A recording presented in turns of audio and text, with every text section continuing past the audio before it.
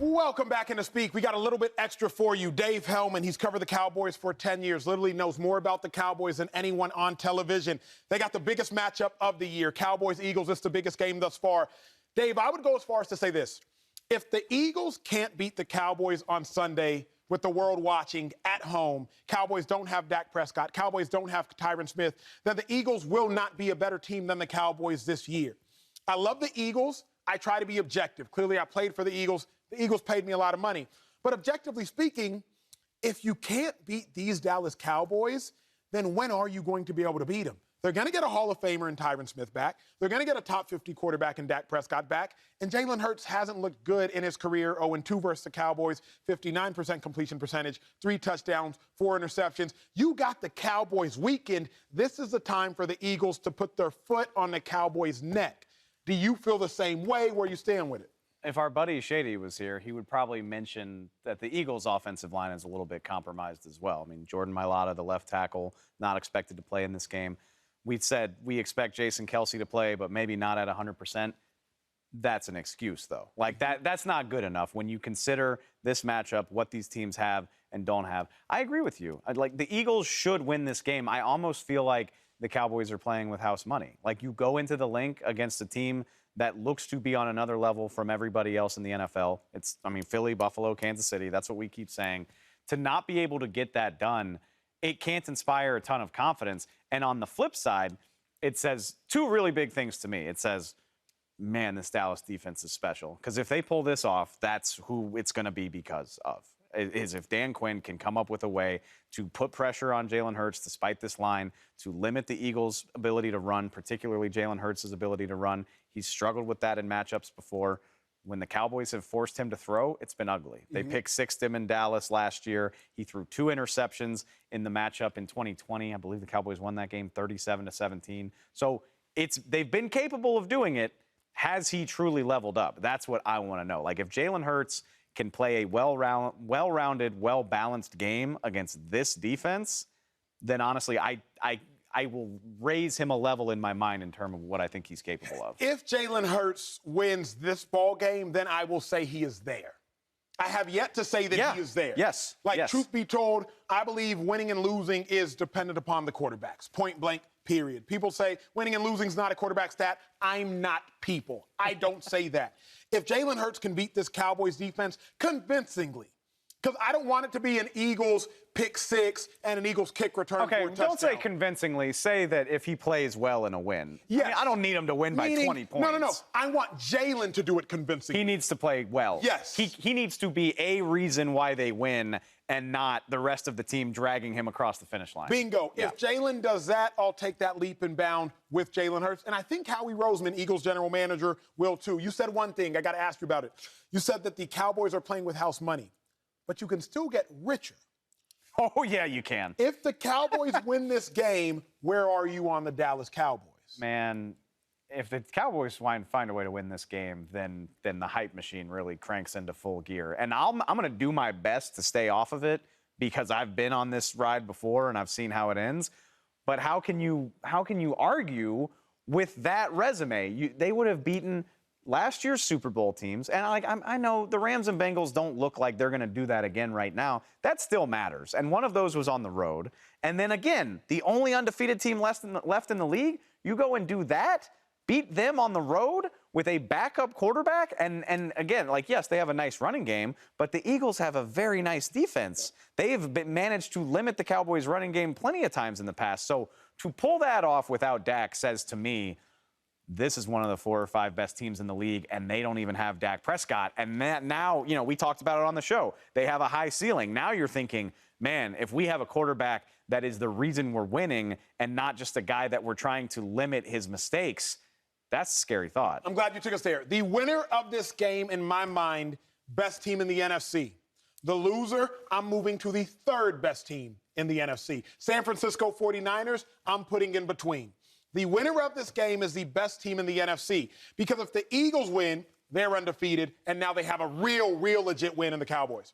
If the Cowboys win, then they're undefeated still with Cooper Rush, have a real legit win against the Eagles in Philadelphia. I'm putting the Niners in there because I'm a fervent believer in DeMeco Ryans, Kyle Shanahan, San Francisco 49ers. I feel like you're no love for Tampa Bay? No. Again, I'm out on Tampa. It matters a lot to me that Tampa kicked Dallas's ass when Dallas was as close to full strength that they've been all year. But here's why it doesn't matter to me. Let's go back a year from now, brilliant football mind, so I don't have to educate you on exactly what happened. Green Bay Packers, New Orleans Saints, Week 1, 2021, 35-3. Packers lose. Okay. And I believe the Packers lose at Lambeau. I don't do a lot with Week 1 games. Some teams play their guys in the preseason. Some teams don't play their guys in the preseason. Tyler Smith, he played all preseason at left guard. He started Week 1 at left tackle. Dak Prescott, he didn't play all preseason. Injury this, injury that. Precaution this, precaution that. I don't care a lot about Week 1 games because we saw Aaron Rodgers get thumped 35-3 Week 1 last year, go on to win MVP. Cowboys are a different team now. If the Eagles win, clearly the best team in the NFC. Cowboys win, they too would then become the best team in the NFC. Where are you at on that? I just want to flex on you and point out that game was played in Jacksonville. The Saints had to relocate it because of a hurricane.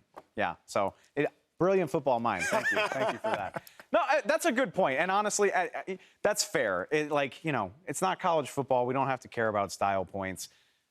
September 11th is a lifetime ago. Week 1 feels like a lifetime ago. I give Tampa some benefit of the doubt because at the end of the day, results matter to me to some degree. But again, if Dallas manages to win this game, you cannot argue with a winning streak of that magnitude. 5 games without your starter, the last or the most recent one being against what we think is the best team in the NFC. Yeah, it would carry a lot of weight, and it changes the conversation about who the Cowboys are dramatically. And this is another thing we talked about on the show this week. It's so much different than other Cowboy teams because we can definitively say that this team is winning games because of its defense. The Cowboys have had some nice defenses in the past. 2018, they had a very solid defense. Last year, their defense led the league in takeaways, which covered up some. Leading the league in takeaways covers up some blemishes. Yep. This Cowboys defense could be better against the run if we're nitpicking. But the magnitude of how good this pass rush is, it's unlike anything I've seen. And when you think pass rush wins championships, it does. And I'm not. That's the Denver Broncos, Super Bowl 50, Von Miller. I'm not trying to put the Cowboys in a championship game right now. No, you took me there. But that's a blueprint. You took me there. So we're going there. In conclusion, we're going there. Okay. If the Cowboys dominate this game, that's one thing. Okay. But if they dominate the Philadelphia Eagles, which are the best team in the NFC, forget the word dominate. If the Cowboys beat the Eagles with the backup quarterback, I am ready to pencil the Cowboys into the NFC Championship game. Pencil. Hear me. Hear me. Why? If you can beat the best team in the NFC. It's October. Sure. Okay. If you can beat the best team in the NFC with Cooper Rush and a top-flight defense, then when in God's name and what in God's name is going to stop you from getting to an NFC Championship game? I'll give it to you like this. When Aaron Rodgers went to the Super Bowl, top 5 defense. Ben Roethlisberger's 2 Super Bowls, top 5 defense. Nick Foles' Super Bowl, top 5 defense. Tom Brady, all 7 Super Bowls that he won, top 10 defense, 3 of them top 5 defense. Dak Prescott, if you are somewhere between Nick Foles and Ben Roethlisberger and Russell Wilson when he won his top 5 defense, if you, Dak Prescott, are somewhere between Nick Foles and Ben Roethlisberger with this Cowboys defense, you should be able to get to an NFC Championship game. Where do you stand on the Cowboys' Super Bowl aspirations, NFC Championship aspirations based on that defense? Is this Cowboys team good enough? I hate it a lot. You know what? My answer to that question is because it's the Dallas Cowboys, and that's what gives me pause. It's what makes me nervous. Is the hype that will surround this team if this comes to pass. I mean, you saw it last year. But it's earned. It is. Last year's BS. Okay, it wasn't BS. It wasn't BS. It was just different. It was not BS. Here's why it's they BS. led the league in takeaways, and they had the #1 offense in the league. Let's not act like they faked their way to 12-5. Here's why I got to call BS. If you dominate off turnovers, congratulations, but you're dependent upon a turnover. Right now, the Cowboys just dominate purely based off domination. What happens when a team doesn't turn the ball over? Now you don't dominate anymore. This Cowboys defense is much better. Trayvon Diggs is much better. They're more complete. So that Cowboys team, I read between the lines because I've been on defenses that's really good at taking the ball away, but what in God's name happens when you don't take the ball away? So this Cowboys defense is good enough to me to get them to a championship if Dak who he is. Okay. Dak is who he is. Okay, two more thoughts. And, I want to be clear for my Cowboys fans that are watching this. I appreciate you. If they manage to win this game, it will be well-earned. They are a very good team. I will consider them a favorite to be in the playoffs, and they have the pieces. That's it. Let me finish. Let me finish. Finish. Here's one thought. Number one, again, the hype and the spin and the circus that surrounds this team when they're good is a scary thing. It can distract players, it can distract teams, it can take things off the rails. I have seen it before. That is what makes me nervous, number one. And there's really nothing we can do about that other than see how they handle it. But if we're nitpicking as well, I worry about the offensive line for this team. Criticize Dak Prescott all you want. That's why they lost to San Francisco, is because San Francisco's pass rush did what Dallas is doing this year to them. They sacked him 5 times. They couldn't run the ball. Those teams still exist. The Niners are still out there. We'll see how good Philly's front does against them this year. I'm not sold on aspects of their team, particularly on offense. Even regardless of what's going on with Dak, the offensive line, the receiver core, the fact that their starting tight end, Dalton Schultz, is dealing with what seems to be a fairly significant knee injury. ACL. He's playing through it, but he ain't the Dalton Schultz we were expecting to get when the season started. All of that stuff gives me pause.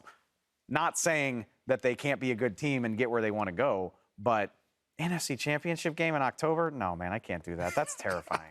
Well, it's the biggest game of the year, and we will be back here on Monday to talk about it. Appreciate you tuning in. Trying to put the Cowboys in the Super Bowl in October. I'm trying to. I know you are. Somebody's got to. Be good for ratings, though.